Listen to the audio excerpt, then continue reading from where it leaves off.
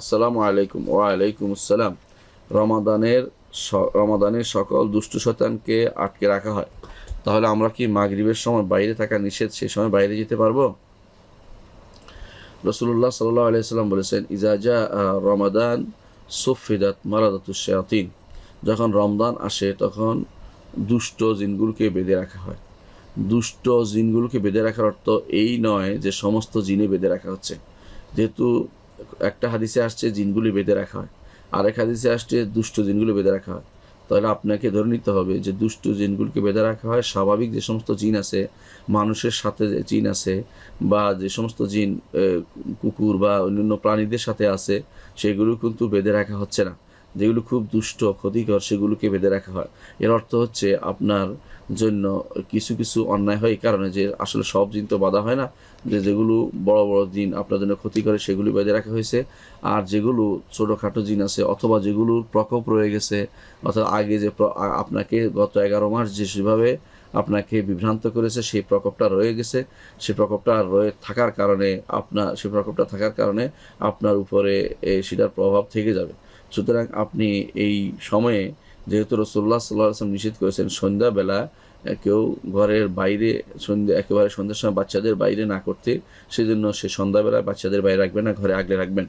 তো এটার অর্থ এই নয় যে সন্ধ্যাবেলা বাইরে থাকা নিষেধ, এটা কিন্তু এই প্রশ্ন হাদিসে আসে না কোথাও। সন্ধ্যাবেলা বাইরে থাকতে পারবে, কিন্তু বাইরে মানে এমন নয় যে বাইরে বাচ্চাদেরকে বের করে দিতে নিষেধ করা হয়েছে, কারণ এই সময়ে শয়তানরা প্রসারিত হয়, হাদিসে এটা আসছে। তো এখানে ছোটো ছোটো বাচ্চাদের ক্ষতি করতে পারে। যারা বড় তারা তো নামাজ জন্য বের হবে, তারা এশার জন্য বের হবে, তাদের যে কাজের জন্য বের হবে, এগুলো কিন্তু শরীয়তে নিষেধ নাই। কিন্তু ঘরে যারা আছে ইচ্ছা করে তারা সন্ধ্যার সময় তারা দাঁড়িয়ে থাকবে না ছাদে বা কার্নিশে বা বারান্দায়, কারণ এই সময়ে শয়তান তাদেরকে প্রলুব্ধ করতে পারে, বিভিন্নভাবে তাদের উপরে আসর করতে পারে, প্রভাব ফেলতে পারে। এই জন্য তারা প্রয়োজনে বের হতে পারবে, তো বের হওয়ার সময় তারা অবশ্যই আজকার সবার মাসা সকাল বিকেলে জিকিরগুলো তারা পড়বে।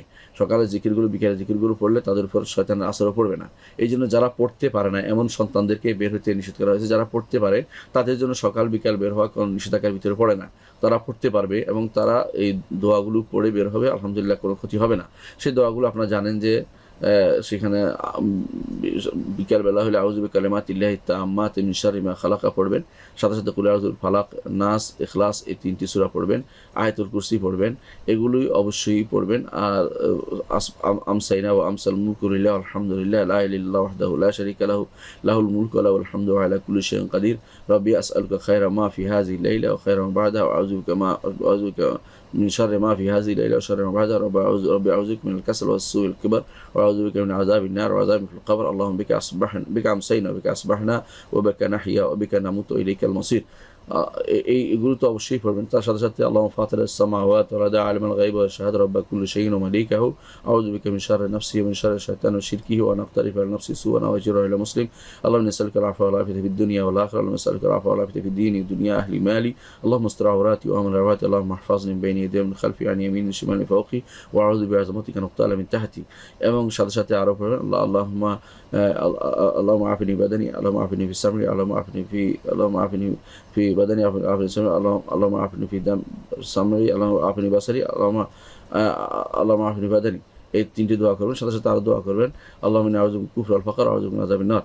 এগুলি পড়লে ইনশাআল্লাহ শয়তান আপনাকে, বা যারা বিকেলে আজকারগুলি পড়বে, আমার হিসনুল মুসলিমে সেটা আছে, এবং সকাল বিকাল যে সালাত জেনে শুনে পড়ুন তার মধ্যে ছোট বই, এটার মধ্যেও আপনি পাবেন। এগুলি সাথে রাখবেন, এগুলি প্রতিদিন পড়বেন, তাহলে আর শয়তান আসর করতে পারবে না। মাগরিবের সালাতে যদি বের হন তাহলে কোনো সমস্যা এমনিতে নেই। আর যারা পড়তে পারে না ছোটো বাচ্চারা, তাদেরকে আগলে রাখা হচ্ছে, ঘরে রাখতে বলা হয়েছে, কারণ তাদের তো শয়তান আসর করতে পারে। এটা হলো মূল কথা। সুতরাং এই নয় যে আপনি রমজান মাসে যেহেতু শয়তানকে বেঁধে ফেলা, আপনি যেভাবে ইচ্ছা সেভাবে চলবেন, সেটা নয়। আপনাকে অবশ্যই শরীয়ত মোতাবেক চলতে হবে, অর্থাৎ আপনি আজকারগুলি করবেন আর আজকারগুলি পড়বেন, আর আপনার সন্তানদেরকে যারা পড়তে পারেন তাদেরকে আগলে রাখবেন, কারণ তখনও শয়তানের প্রভাব পড়তে পারে। কারণ শয়তানের সবগুলি বড়গুলি বেঁধে হলো, ছোটোগুলো কিন্তু বেঁধে রাখা হলো, ছোটোগুলো কিন্তু ঠিকই তাদের প্রভাব চালিয়ে যেতে পারে।